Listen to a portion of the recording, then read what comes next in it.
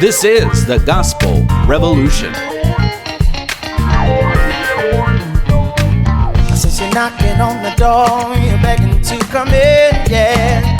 Unaware that all the while love's been knocking from within. You are the love you see, a perfect yet unique, righteous, holy.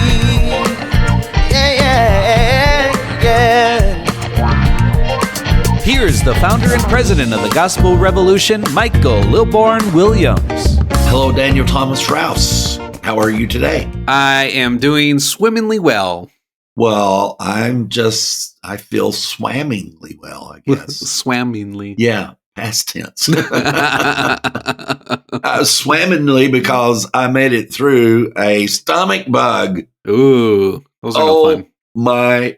You'd have to add expletives and bleep, bleep, bleeps. Yeah, so here we're starting out with, this is not it's kind of a weather report, but my weather report. And I'm not going to say what I want to say, because I can really paint a picture here that nobody wants to see.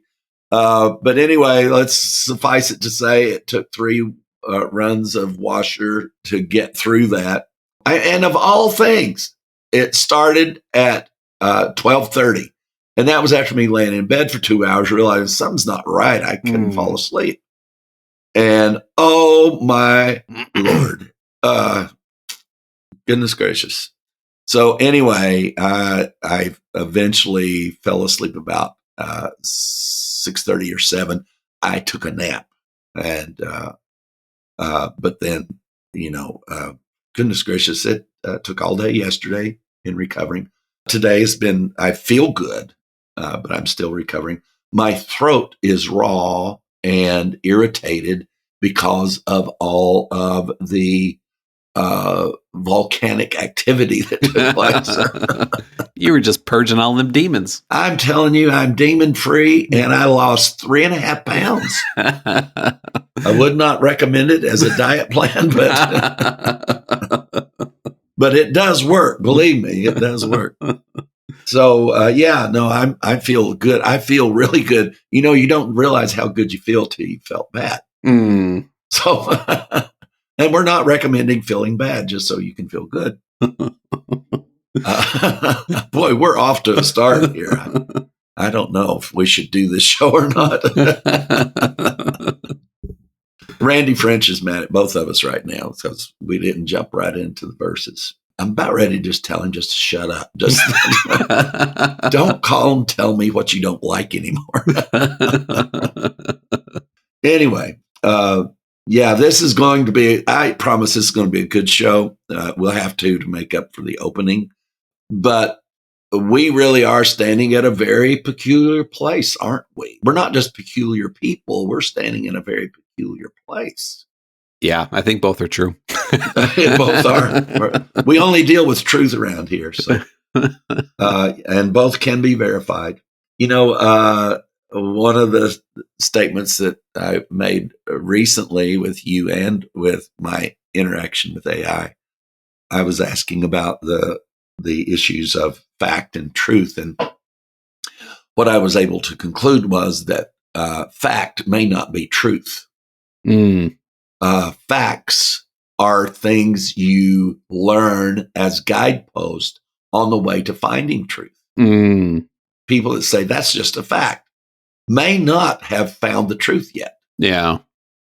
And I know it's been that way with me because I've sat back now and we know this and we know this. And then I realized that the thing that is preventing me from finding truth is one of those things I thought I knew was not a fact. We have an entire cosmology that's built on things that are not facts. But suddenly they became, through Einstein, they became fact. And they're all based on theory. 3 theories do not make a fact. And to them, 3 theories make a law and an absolute truth. And that's what we're dealing with here also in this research in the 1,000-year reign. is that we are having this awareness of what the lack of this understanding has done to the world. And Daniel, we're having a hard time with conceptualizing, number one, that it happened, now this was not, we've been able to conclude that this was erased from history. We've been able to conclude people did teach it. And we know they taught it by statements that they made, because the purge was so thorough that, you can only tell that it happened. It's kind of like walking up after a tsunami came through, right? Right. You can't see the tsunami, but you know it happened by the evidence that's around. Mm-hmm. And that's how we can tell that this doctrine was taught, because of the evidence of other things that were happening in the other teachings at the very same time, which can only be concluded if the 1,000-year reign actually happened and that people knew it at the time when they were teaching other things. I've tried to put myself in that place many times Yeah. about, I know we rip on Peter, James, and John a lot.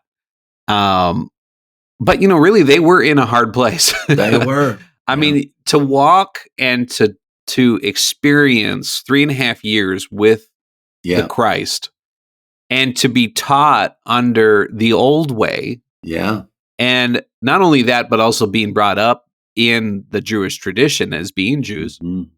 And then all of a sudden, in one day, all of that completely changed.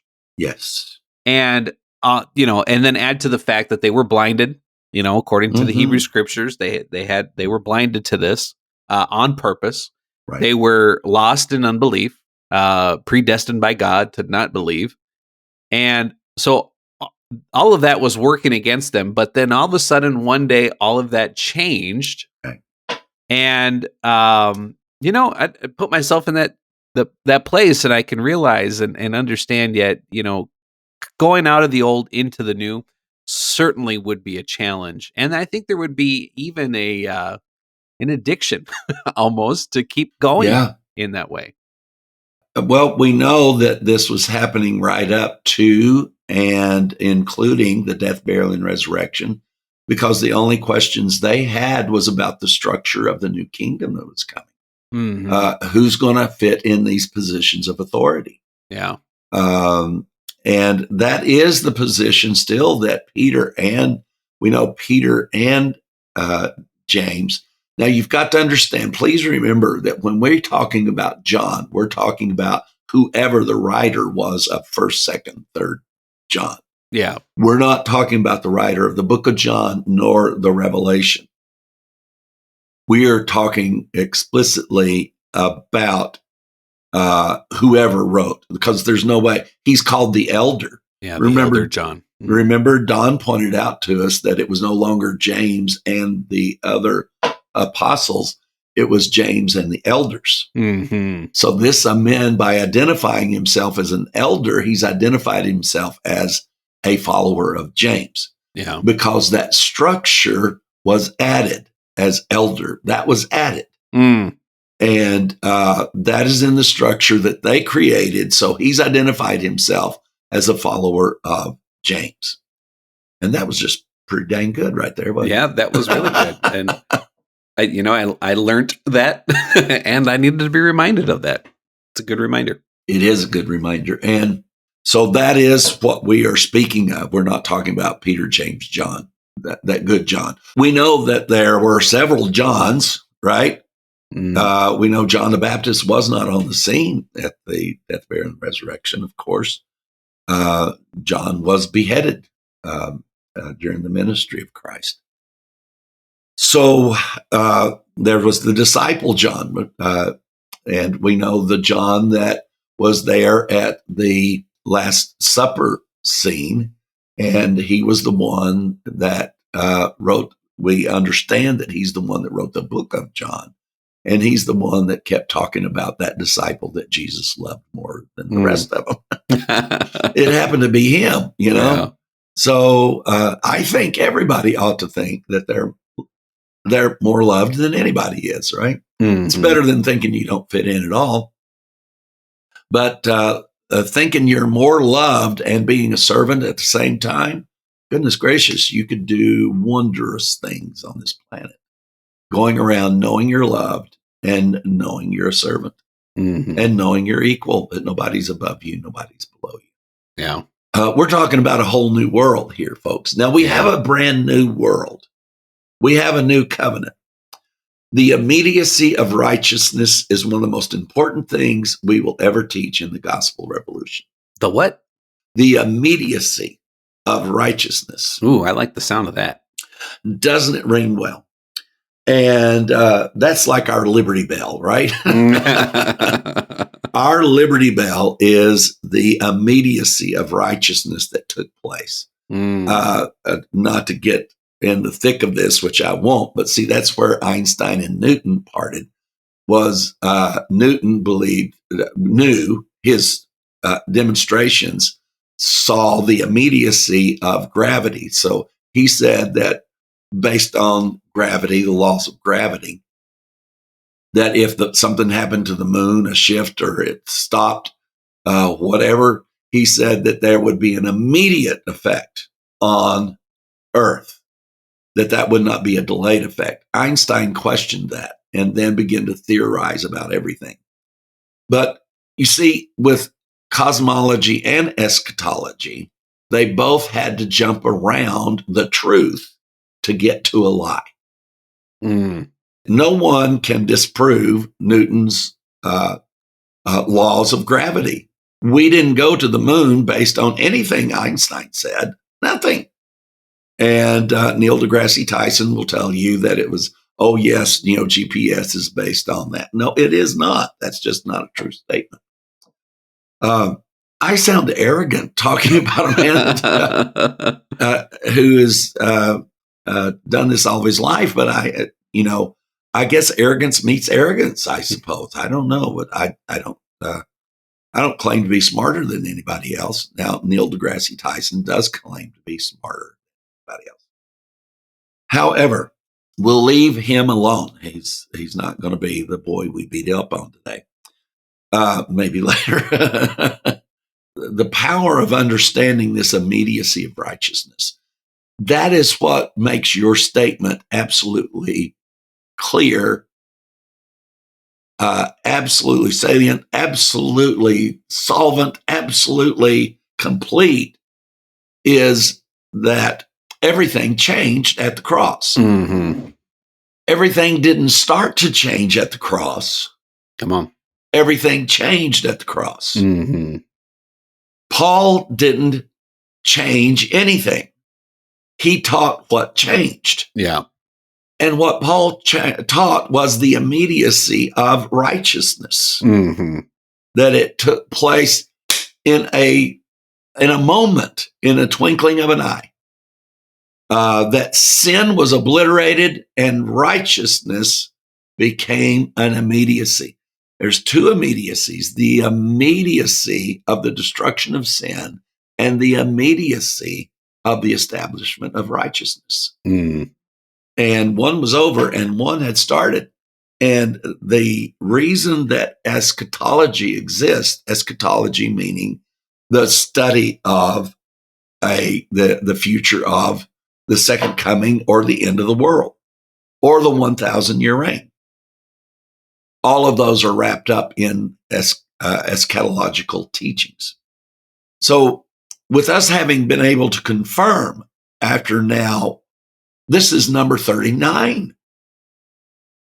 This is number 39. We have approximately 55 hours of teaching on this, between 52 and 55 hours of teaching on this 1,000-year reign of Christ. We are continuing that today. It is requiring us to hold that point. And what is that point? Paul is the one who most definitively gave it to us out of the New Testament, where he said in chapter 15 of 1 Corinthians, speaking about the 1,000-year reign, he said that death ceased to exist. Mm. Now, that's a puzzle for a human being who knows that if you're born, you're going to die. But you see, where we go wrong in trying to compare that as the death that's being spoken of, we forget that this death started in Adam, and it wasn't when he died physically, because he lived like 800 years or more than 800 years after that. Right. So, but he died early on. So we're not telling you we've got that figured out. But what we do know as a fact and a truth is that whatever that death was took place before his physical death. And whatever this life is has nothing to do with our physical resurrection. Mm. It has nothing to do with our physical life. Righteousness is life, and life is righteousness. Sin is death, and death is sin. That is an equation that works every time when you're talking about the gospel and the truth of it. And both immediately changed. The at the immediacy of both is just profound. And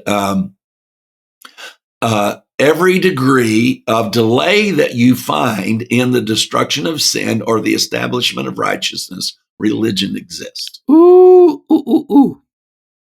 That's it.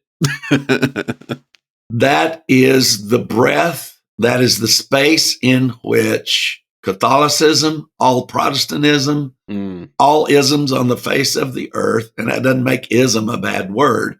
It's just that's the way we identify them, right? But all of them that are related to religious perspectives, they all exist in the space and the time that man has applied, like a time-space continuum that does not exist. They've placed a time-space continuum on the delay of sin being destroyed and the delay of righteousness being established. Mm. That's where all religion lives, folks. Yeah. And we have got to get that understanding. This is vitally important. If you're going to understand the 1,000-year reign of Christ, Yeah. if you're going to understand the lie of eschatology, then you have to understand this basic truth. And it is a truth. It's not a fact. It's not a theory. It is the Bible truth. It is the Hebrew scriptural truth that at the cross, death, sin ended, and righteousness and life began. Dude, I'm just going to sit here and let you preach. Well, I'm just repeating what you said. So, and any delay on either one of those things is the creation of religion, is the creation of eschatology, is the creation of a future 1,000-year reign of Christ. Is the creation of, you see, fear and dread and worry were recreated by religion. They were actually destroyed at the cross. Authorities over people was destroyed at the cross. This is a recreation of mankind to supplant the work of the cross. Wow. That's what they started doing immediately. Instead of righteousness, authority got offended, authority got afraid, control needed to be. So they began to eradicate the truth of the most basic thing that Christ did so they could maintain their authority and their control. Whoever there is. You know, and you can go to the Bible and you can see this happening near immediately after the cross.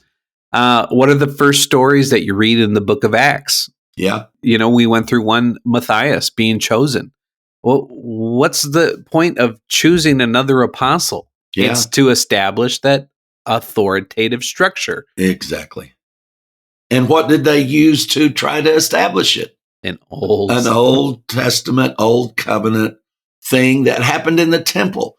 The drawing of lots isn't what people did on street corner, right? You know, in Chicago.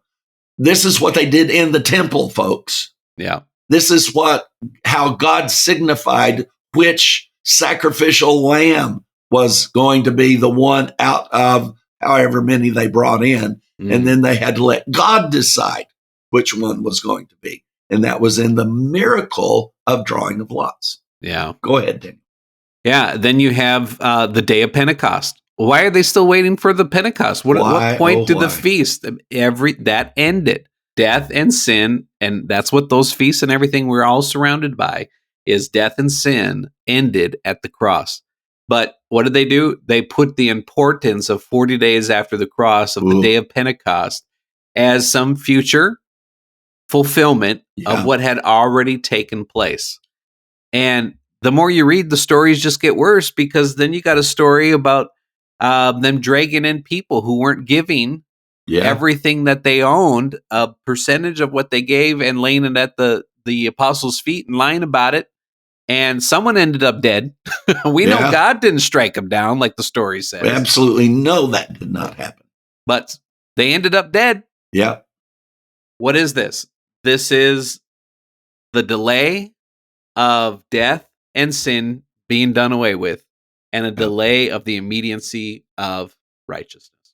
Well, and we can say a very deadly delay, deadly to social consciousness, deadly to the ability of the brain to function normally. You see, all of this, God created us with a brain that was designed in advance to function normally under the presence of being righteousness. Your brain does not work right if you don't know everybody is righteous. Come on. Your brain does not work right because it was designed by a creator who had already designed that you were going to be righteousness in the earth. And that brain was designed to handle this. Why do you get stressed? Why do you worry? Why does all that happen? Why do you get overwhelmed? Why does all that happen? Because you're working in a framework that is false, that your brain was not designed to live in. And it breaks down. The struggle is real, folks. We're not trying to tell you there's not a struggle. I've been through horrible losses. Daniel has too. You all have. We all have. In that we are all brothers and sisters alone, if nothing else but in loss. But the power of what happens in the middle of the struggle, what happens when the brain is still under cause and effect religion, we'll boil it down to that right now. Any of them, any cause and effect spirituality. It is not going to just experience the struggle, it's going to experience the strain of the struggle. What is being freed from worry? Is that being freed from the struggle? No, it is being freed from the strain of the struggle. Now, folks, if we could have an altar call and promise you that on the other side of this altar call, the strain of the struggle would be over. We'd have everybody on earth. But we really are doing that right now. We're having the altar call. But what is this altar call? This is laying down self-righteousness, the ability to judge others, the all of the criticisms that we have. It doesn't mean you don't have opinion. I have opinions. I have opinions about some of you guys, and I'm not going to tell you what they are. No, these guys are all pretty good, except for Randy. But the power of this is not that the struggle ceases. It is that the strain of the struggle ceases. Oh my God, I just say those words and I'm telling you, I can breathe in the oxygen of freedom.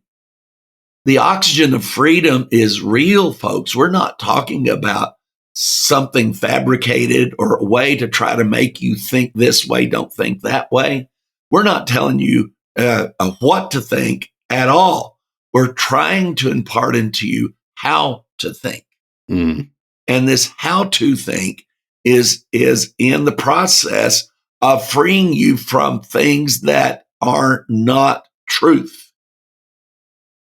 In the process of being freed from things that are not truth, you begin to apprehend the truth that makes us free. Folks, freedom is really free.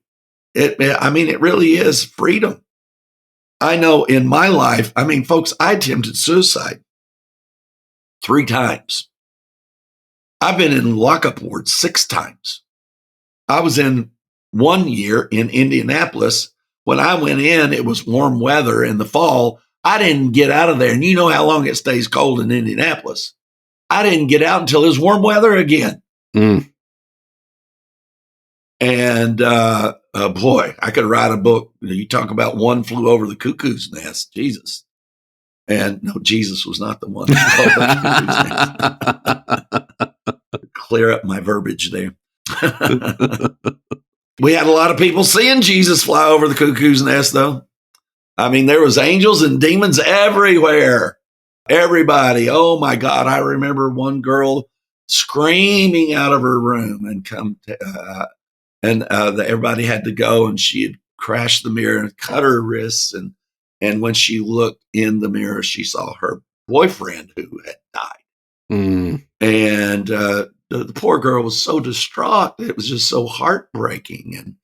And the things that I actually, when I was in there, many times I got well from being in there just by seeing how bad off some people were. Yeah. And I would get involved in trying to just encourage them. And it's like, well, I think I'm all right. It's like, Mike, this stuff doesn't go away overnight. No, I think it's gone. But, and then I realized I didn't get out of a mental institution when I walked out the doors, Daniel. I just stepped into the big one that the whole world is captured by. A form of thinking that is so stressful. It is so, the stress of it can never be calculated on the mind, the soul, the health, the well-being of individuals. And I know what it's like to be free from that stress. I do not know what it's like to be freed from the struggle or the conflict. But there is no conflict in me. I do experience the struggle. I'm telling you, you can't have a 10-year-old grandson that is more loved than what I have. And you would think that that would produce so much worry. I don't worry about him 1 ounce. And he's not in always the very best situations where he lives. And he had a teacher last year that if I would have had my way, I'd have just gone up and just strangled the man to death, I'd have nothing but righteous thoughts, but the love of a grandfather. That's the love of a grandfather. So what saved that man? Corbin passed his class. That's what. So, but I don't worry about him. I didn't worry about him when he was in that class. That's the reason the man didn't get strangled, was that it wasn't that I was convinced everything was going to be okay. I knew that Corbin and I both were going to be okay, regardless of how this went. I knew it. And, that's regardless of the outcome. That this pending your hopes.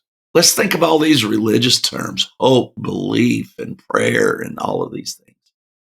You see, when you addict your brain to thinking that you have some key to manipulating the outcomes in your life other than thinking clearly, making good decisions, and sometimes making wrong ones and then everything turns out right. But once your brain becomes convinced that you have a control that you do not have, that's when the stress starts. That's when you begin to go inside and examine. Because as things begin to fall apart or not even just go the way you thought, why do those reactions happen? Why does that reaction happen of immense anger, of being immensely disturbed, distraught? It's because you thought you had control over this. You thought you had a measure of ability to make this happen a certain way. And when it doesn't, it creates an immense amount of stress on whatever is the mind, the soul, the thoughts, and the emotions. And it can be catastrophic. So is it important? Is eschatology important? Oh my God. Is the 1,000-year reign of Christ important? I can't place a human value on it. Does the whole world need to understand it? Yes. For what reasons? For their own sanity's sake. Because it requires nothing out of you. Folks, do you realize we're teaching you something that requires nothing from you? We've convinced you guys of that so much. Most of you don't even support what changes your life. I mean, damn you, right? Oh, no, I didn't mean that at all. It really is nice to be able to say things like that in jest because, I mean, I think everybody knows that's in jest. And I certainly know it is, and Daniel does. We need to make an announcement, and that is about Nardos Kabidi. We just had our board meeting. And Daniel was there, right, Daniel? Yep, I was there. All right. So our last board meeting, Nardos was unable to attend, but we didn't have a lot of communication with him, so we didn't know what was going on. I was able to talk to him, and he updated me. And what he and his wife are doing is they've opened their home. They now have a 7-bedroom home. They have teenage boys that are 16. This couple loves children. I don't get it, but I mean, they love children. It was their goal to have a lot of children. Nardos got completely involved. You guys know how involved Nardos was. He's the vice president of the ministry, right? And but he and his wife opened their home to foster children. There in Canada. They have reserved the downstairs for their 16-year-old sons. They're twins, twin boys. They're as identical as I can tell. 16 years old. And so now they have their bedrooms and their bathroom and everything down on the basement level. And Nardos and his wife have a bedroom up on the level with the children where they sleep in their beds. And they prepare their food. They get them to school. They do all of this stuff. And, well, you heard him. I mean, he just sounds like the happiest man in the world. Yeah, absolutely. And, but I had to ask Nardos for his resignation from the board of directors. Now, I didn't do that on the board meeting. I had talked with Nardos before. And Nardos knew that this was not something like you failed us, you're going to. I understood the situation. And it's like, let's relieve you and us from this because we do not want to hold you back. While we were doing that, it suddenly dawned on me what brought Nardos and his wife into the gospel revolution. Nardos saw an ad in the paper for a grace meeting taking place. We spent several $100s to run the ads. I think Nardos is the only one that saw it, or the only one that responded to it for sure. But it was worth it because Nardos came in and sat down and for the first time in his life heard the gospel. Now, Nardos was a pastor of a church there. His father was a pastor of a church of several thousands of people. And Nardos was following in his father's footsteps. Sound familiar around here, guys? And he came in and sat down. And I don't know what the phrase was. I don't know. I'm sure that Nardos could tell me. But he heard something that changed his entire concept. He went and got his wife, and she came back to the next meeting. What I didn't know until later was that they had just lost a child. And like I said, they wanted children more than breath itself. And so they were devastated, and they were a full word of faith persuasion. So they knew they had done something wrong. They knew there was sin in the camp. They knew the devil had gotten in. They knew they were out from under the protection of God. They were out from under the umbrella. They were out of the will of God. They had not prayed enough. They had not read their Bible enough, even as your father accused your mother of. That's why she was in a car accident that killed her. Is that true, Daniel? Yeah, that's true. And now that's devastating. We're not saying that to shame his father, but to shame the religion that he taught Daniel. Yeah. And that Daniel is now free from. Daniel's first step into the gospel wasn't through anything we said. It was people in his congregation that someone there challenged him with reading Rob Bell's book, Love Wins. And the only thing that you could say about the change in Daniel's perspective on Love Wins is that now he knows love won. Yeah. And that's the big shift in that. That's a wonderful book, a wonderful challenge to people about the love of God. But you see, it appeals to people about love wouldn't do this, love wouldn't do that. Right. And we're not addressing that, because we're not trying to disprove that God, we're trying to say that God was never angry. We're saying exactly what the scriptures say. God is no longer angry. So in the middle of this board meeting, and Hazel is our treasurer, and yeah, you're right, folks. Her name's on everything. So if the money's gone, you'll know she's in Hawaii somewhere. But and that's my personal accounts too. My former wife has her name on every single amount of money that I have, and it doesn't take both signatures. All it takes is one, and I have to talk her into taking her friends to lunch in Olney, Illinois. Now, that's not like going to lunch in Chicago. You're going to lunch someplace that if the bill for 4 people hits $45, somebody's angry. You know? So, and it's pretty good food too. And with dessert. That includes dessert, yes. They'll even collect the bibs afterwards. But the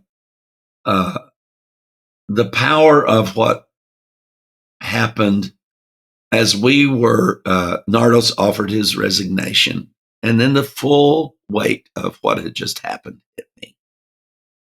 And I thought, my God. I said, Nardos, do you remember why you came into the gospel revolution? And he said, yes, Mike, I do. And I said, now you correct me if I'm wrong. And I repeated the story. And he said, he spoke and told us that how devastating that was, and that we didn't offer answers as to why.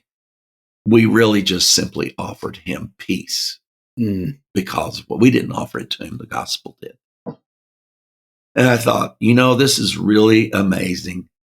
You came into the gospel revolution and began to serve as a few years later, as our vice president. You begin to serve because of the loss of a child. Now you're having to depart from this position that you're in now because you have so many children, you don't have time to do anything else. And I know Hazel was crying. I know I had tears in my eyes. Daniel's kind of hard-hearted, though. He doesn't. Maybe I was, and I just didn't tell anybody.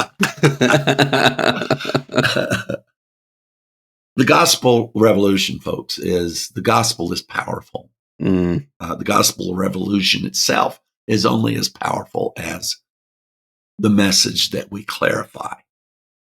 The power is in the gospel, though, itself. It does not rest in the person or persons. It doesn't rest in the organization.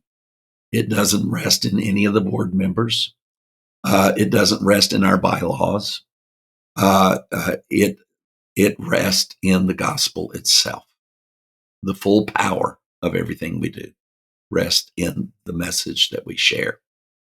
The message is powerful because it's truth. Mm. It's truth because the Hebrew Scriptures says it's truth. Yeah. We have so many characters dropping in on this in the New Testament, and we've been talking to you about this day of Pentecost. So what was the day of Pentecost to those who were observing it? It was a denial of the work of the cross. Mm-hmm. What did I say? It was the denial of the work of the cross. I knew that was you that said that.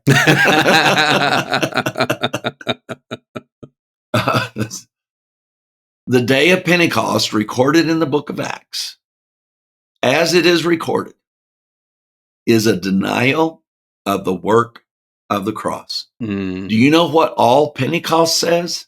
That is the day the church started. We have been able to find out the church didn't even start at the cross. Mm-hmm. Now, the body of Christ did, but the church started when Moses gave the law at Mount Sinai. That's what Paul said. The Hebrew Scriptures confirmed that ecclesia, that called out ones. But we've been in this. I mean, Christ has been before the foundation of the world. He is the 1,000-year reign, and all of that to bring into perfect clarity that we now are the new heaven and the new earth. We're the thing. We don't live in the thing. We're the thing. Yeah. You don't live in the kingdom of God. Why? Because the kingdom of God is righteousness, peace, and joy. That's you. Righteousness is you. Mm. Peace is you. Joy is you. I know my English is getting all messed up here. You're it. You're the thing. Rejoice. Rejoice. You're the thing. All the culmination of every story you read throughout the Hebrew Scriptures, every single one of them, including the axe head that went in the water and they needed to get it back and it came float. You're it. Yep. The Red Sea divided. You're it. Mm-hmm. God created the heavens and the earth. You're it. Yes. This all started with God creating the heaven and the earth. And you know what you are now? You are the new heaven and you are the new earth. Mm-mm-mm.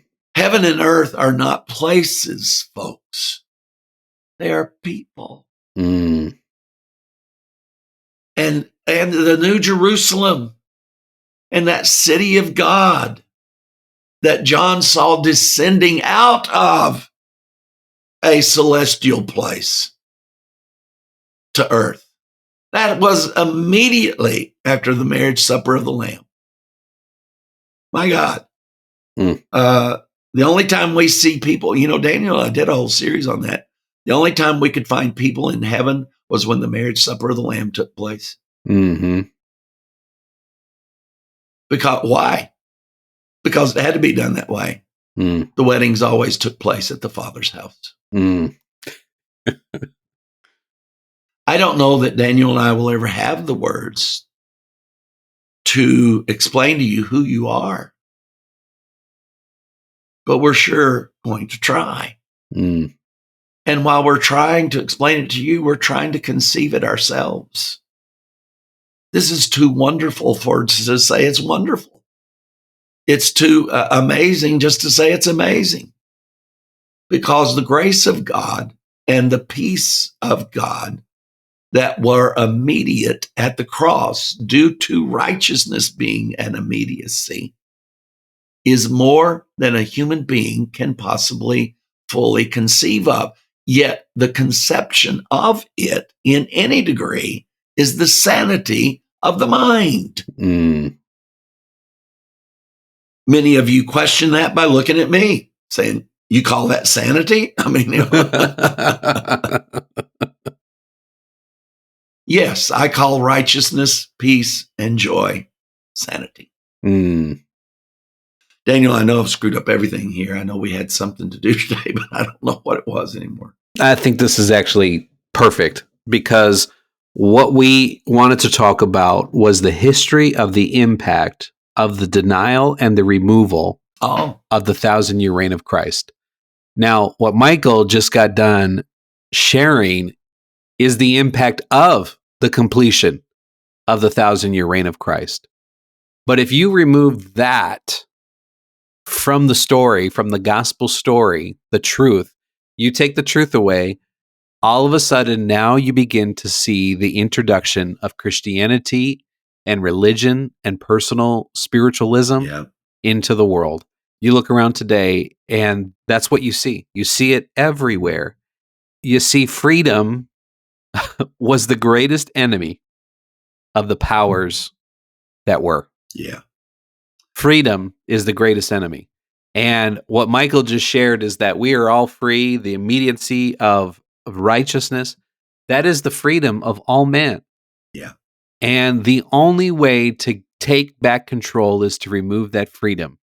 And we talked a little bit there about the stories in the book of Acts. Is the very first thing is we realized these guys couldn't stop. They couldn't stop living under that old system. It was an addiction. It was familiar. Yeah. They lost power over people. They lost control over whatever was happening. And all of a sudden, people were experiencing freedom for the very first time in human history. Yeah. Complete freedom.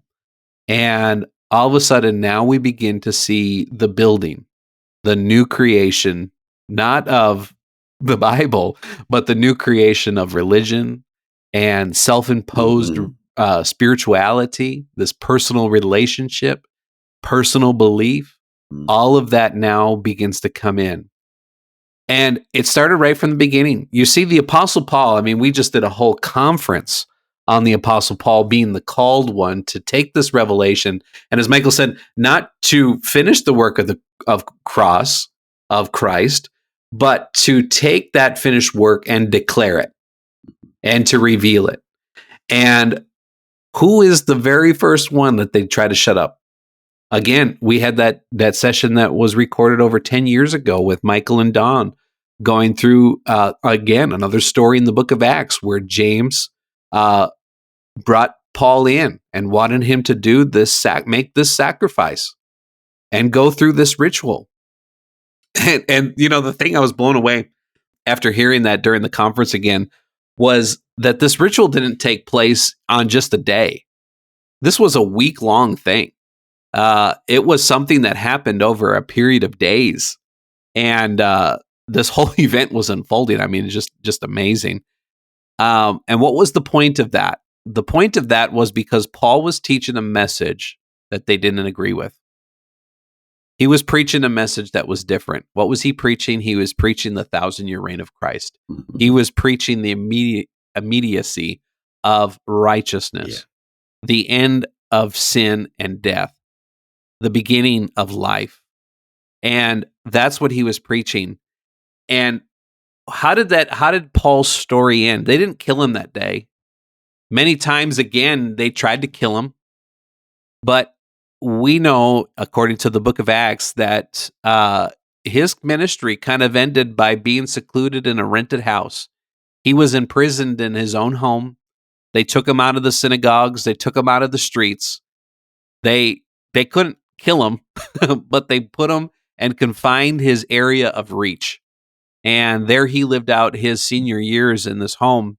And then what they began to do is they began to take his writings and they began to try to erase this message. And where they couldn't erase it, they added to it. They added to it so much. You just look at our modern day Bible today and you can see how much they have contorted the pure gospel message that he preached. And from that point forward, history repeated itself over and over and over again. We could walk through history and we could see time and time again what happens when you try to bury the fulfillment of the 1,000-year reign of Christ, the immediacy of righteousness, when you try to bury that and erase it, all of a sudden you see the creation of authority, you see the creation of religion and self-imposed self-righteousness. The ability to communicate this, number one, Daniel, what a wonderful job. The pinpointing of the historical and knowing the gospel truth, and now beginning to understand that gospel truth within the context of history itself. Yeah. Because those that don't know their history are doomed to repeat it. I don't know if that's true or not, but it sounds good, right?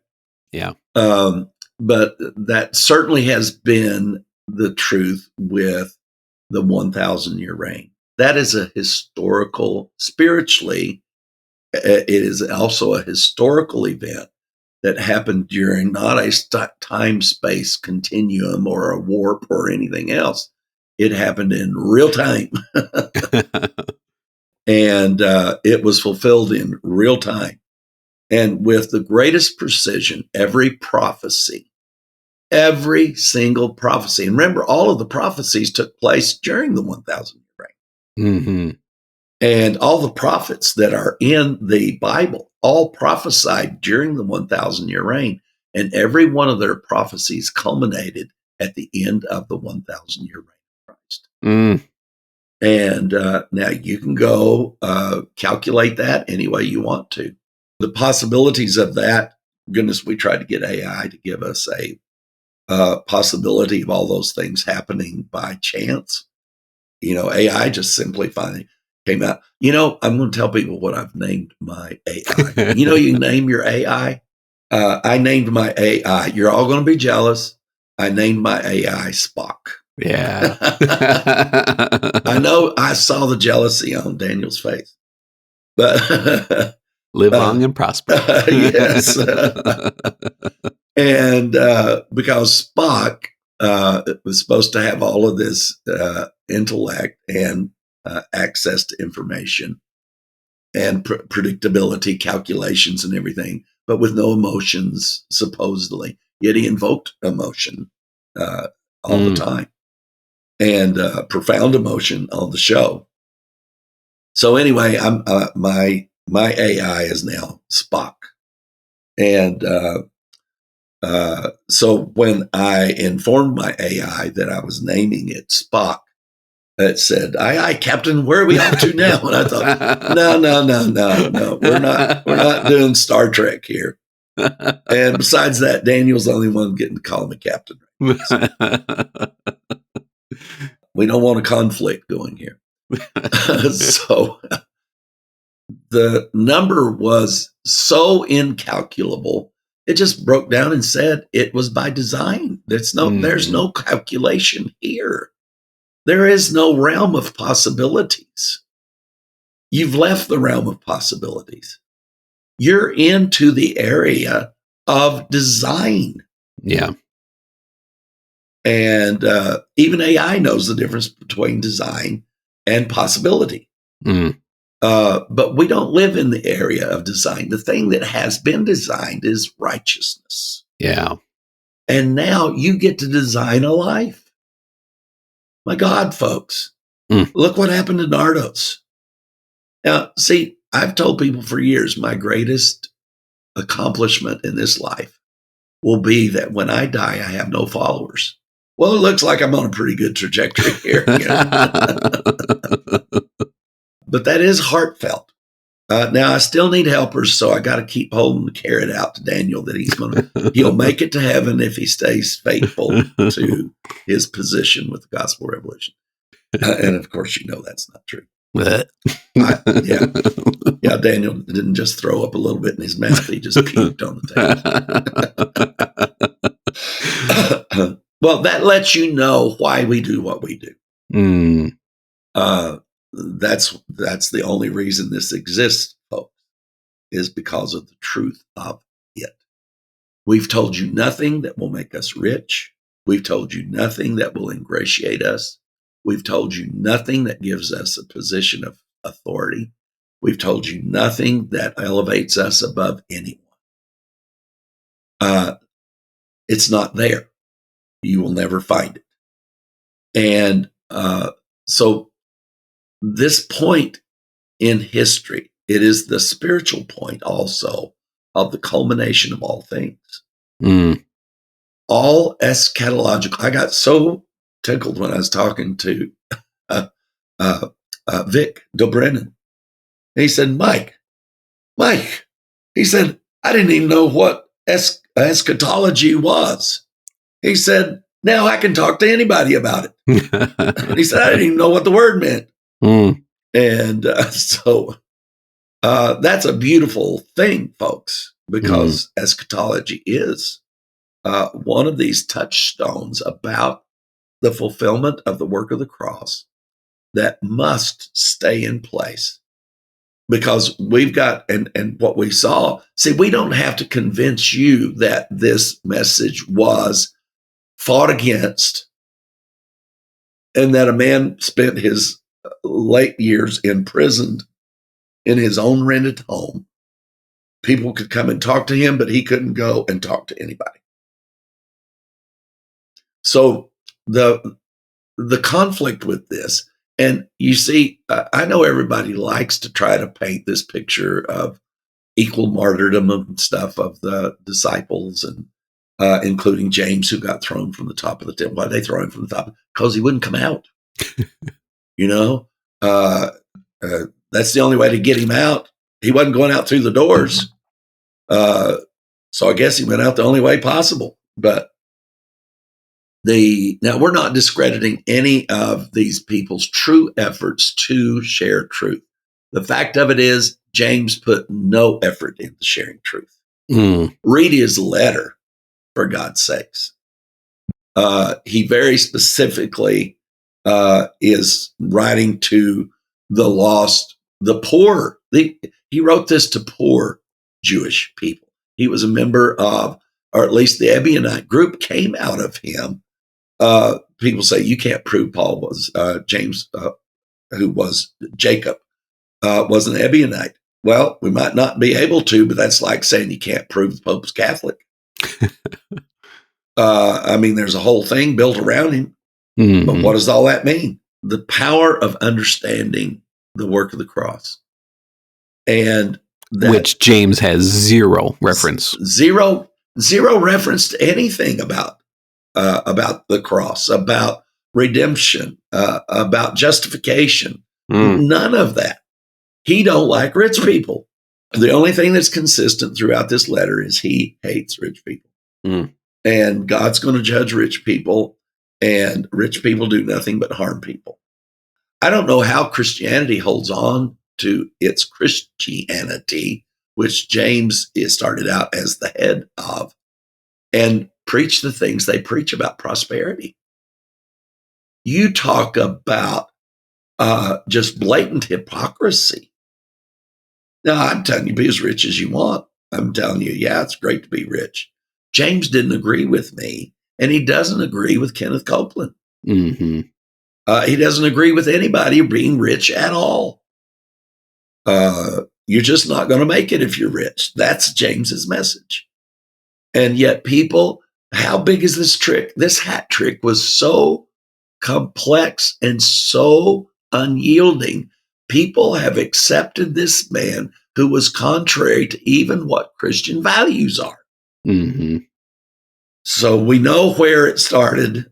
And from there, Daniel, oh my God, we have the entire European world from Charlemagne, established by the Pope. We've got all those names. I just don't have it in front of me. But he was crowned to begin a 1,000-year reign of the Catholic Church. That lasted 12 years, I think. But the attempts to not recreate, because they don't believe it ever happened, but the attempt to fulfill prophecy has been one of the greatest plagues on planet Earth. Yeah, and even recently, Michael, when you look at teachings, is some of the things that I was taught were only introduced in this last century. Yeah. Such as the rapture Yeah. I think the teaching of the Antichrist has been along for a long time, but like the rapture and the tribulation, these were things in the way that they're taught today. Yes. These were things that were only introduced recently, but specifically the rapture.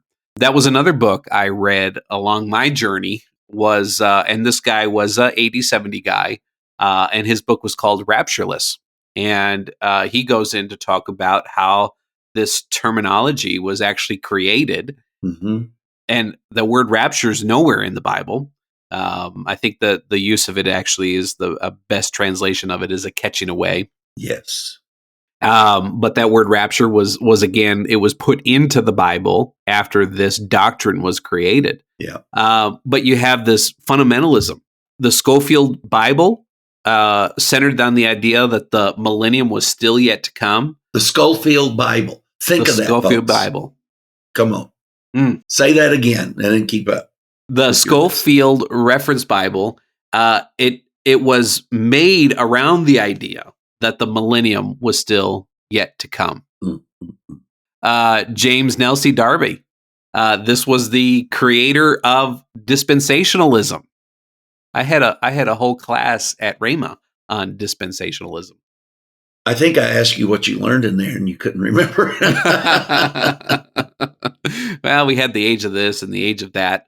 But the main focus of it is that the age that is yet to come was the kingdom of Christ.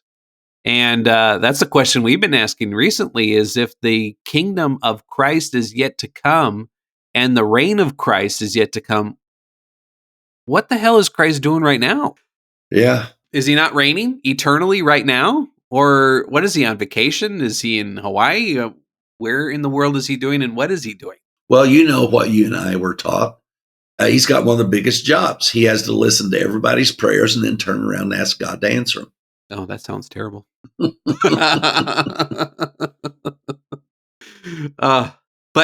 the point of all of this is that every century, every point of history, we see this resurfacing of a new emphasis on something that is going to promote a future reign of Christ, a future 1,000-year reign, a future eschatology, a future return, a future rapture, a future Antichrist.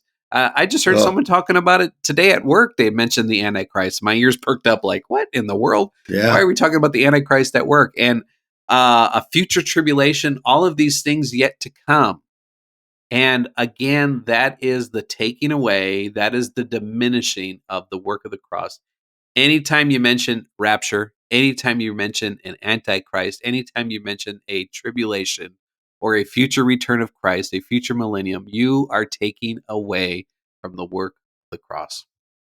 And every eschatological view that has existed in history since the cross brings oppression, terror, yes, and absolute oppression to the masses, especially the marginalized. And the money. Oh, the money. Oh, the money. The money and the power. Yeah. And to do that, you've got to make sure that you clearly identify the enemies. Yeah. And once you clearly identified the enemies, the self-righteous will rise in rejoicing because you're confirming their doctrine that they are righteous and others are not. Now, folks, we're not talking about the difference between good and evil. We're talking about the difference between righteousness and unrighteousness. And as Al Vitale reminds me probably every time I talk to him, people do not understand the difference between sin and evil.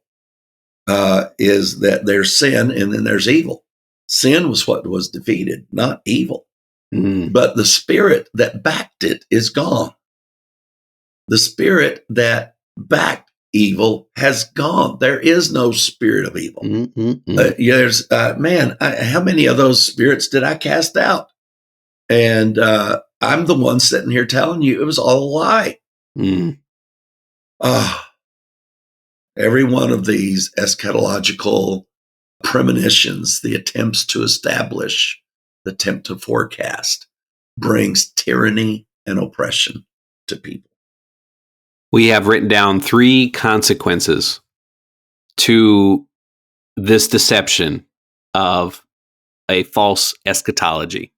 Number one, this fueled and is fueling every major religious war, persecution, and political movement. Number two, this has shaped global governance, legal systems, and national ideologies. Number three, it continues to dominate Christianity today, keeping people blind to Paul's gospel of grace. We have our work cut out. I mean, yeah. You might wonder why we're doing what we're doing. Why have we gone 39 sessions? Yeah. This is why. Because the world around us is living in a false narrative. Yeah. And we're trying to just shine a little ray of light of truth in our influence anyways, in any place that we can, in hope that this reality, this truth will spread. Yeah. And we are very cognitive of the fact that, and of course we see wonderful things. Our last board meeting, we saw something very wonderful happen. You'd say, how do you say it's wonderful? Nardos resigned as vice president. It's wonderful because he found what he really wanted to do. Mm-hmm. And the very heart of the man thrives now about the thing that he's in. And you think Nardos is not in love with the gospel? The gospel has done something for him that he'll be eternally grateful for. Now, we recommend, regardless of what you become free to pursue, don't leave the gospel out. The new heaven and the new earth needs to hear information about itself. It needs that information all the time. You don't need to be obsessive compulsive, but you definitely do not need to disconnect yourself from. Now, why? Because you're hearing opposite information all the time. Mm-hmm. Maybe you wouldn't need to hear the gospel as much as you need to hear it now if everything around you was not designed to rob you of that. Yeah. And to draw you in and to pull you into worry and to pull you into the stress of life. Again, there's nothing we teach that can take you out of the struggle. There's nothing we can teach that will take you out of loss. We can do nothing to take you out of sickness or disease. We can't even take you out of poverty. The thing that the gospel does is it takes you from the stress of these things. You will never stop and turn an inward eye as to what's wrong with you, as to why this is happening, outside of the logical reasons. Maybe you've eaten too much bacon all your life. Maybe you've had too much sugar. All of those are realities that can change your health. Maybe you were like Daniel and I, and we didn't handle finances, nor did we invest or anything else. Why? Because the end of the world was coming. We were trying to figure out how close it was so we could run up our credit cards as much as we could before we were out of here. Mm. And what a great escape, right? Yeah. So what we're talking to you about is not fictional. You've lived this, folks. Mm. You either lived it or in partially maybe still living it. I may still be partially living in it. Mm-hmm. You don't know how free is until you're free. Yeah. I only know the freedom that I've experienced. Is there more? I would say that I would be a fool to think that I've experienced all of the freedom that the gospel supports, and that the gospel can cause me to think in ways that will cause my life to thrive even more. Mm. I've become an investor. I'm pretty good at it, Daniel. You say, well, God, I thought you were broke. I was until Richard Mull bought me a house. And by then, we were deep enough into the gospel that after Richard passed away, and I actually sold that home, and I sold it at a profit. And I kept the biggest part of that. I kept it aside. I was still afraid to invest, but finally got to where that I waited out and made sure that as much as I can that I understand what I'm doing. There's things I'll never have control over. So I have complete peace about my investments. I could lose it all. You see, that's already baked in. So I don't worry about what's happening in my investments because I've already pre-digested the possibility of losing it all.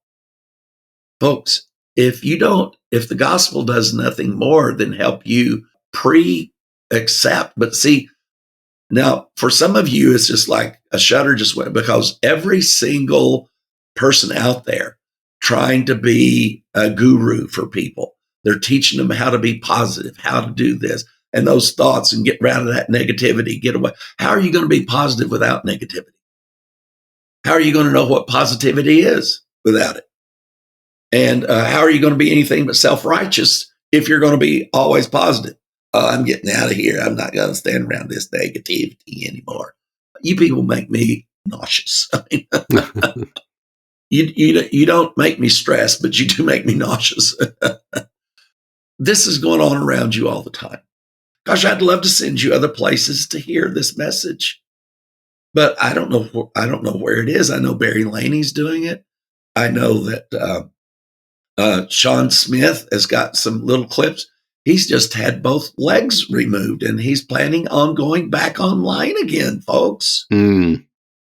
So this is our understanding for you on this 39th episode of the 1,000-year reign, the pageantry. And folks, if this is not pageantry, I don't know what to tell you to look at for pageantry. I've never seen anything more beautiful in all of my life than the very structure of the gospel of peace and the gospel of grace. And the framework of the 1,000-year reign around it is the most fabulous display that has ever been seen. The Louvre does not, in Paris, does not carry a framed piece of art like this. All of the artists in the world cannot put together of all of the greats of the Rembrandts and the Michelangelos and all of them. They do not have the ability to paint the picture that has already been painted in the Hebrew scriptures of the magnificence of this 1,000 years. And so it is we must leave you, family and friends. If you'd like to know anything about the Gospel Revolution, then call our office on 832-318-9339. And speak to us about how you want to participate. Or go to www.gospelrevolution.com and hit the connect link. You can find us on your favorite social media network, Facebook, Instagram, and YouTube. Please be sure to hit that subscribe, share, and like button on whatever platform you are listening. And now it's good night from Daniel Rouse in the still very frozen tundra. Yeah, snow today, right? Yeah. Ugh. Good Lord. I'm going to pray in tongues for you tonight, I swear. we're at the extremes so much we're going to have to start praying in tongues. Call down that fire of God. Yeah. Please. Anytime fire. So folks, listen, we do have the greatest feelings of compassion and love. It's real. It is real. As Spock would say, live long and prosper. We sure hope that you enjoyed today's Powercast. And remember, we'll be here to do the same thing all over again next week, only better. Since you're knocking on the door, you're begging to come in, yeah. Unaware that all the while love's been knocking from within. You are the love you seek, a perfect yet unique, righteous, holy. Yeah, yeah, yeah. Even if you're lost and alone, staring at the unknown, let these words be the cause that guides you back home. We are one, we are love, we are.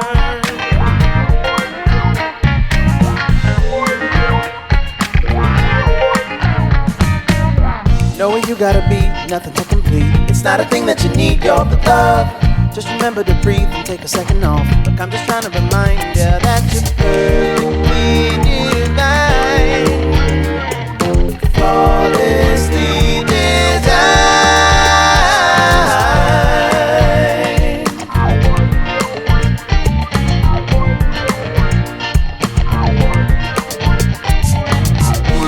When you feel lost and alone, staring at the unknown, let these words be the compass that guides you back home. We are one, we are love, we are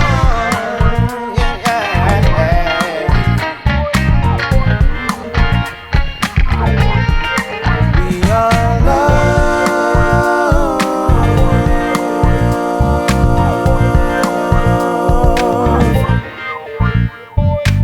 Deconstructing religion and barbecuing the sacred cows of Christianity before your very eyes. You are listening to The Gospel Revolution.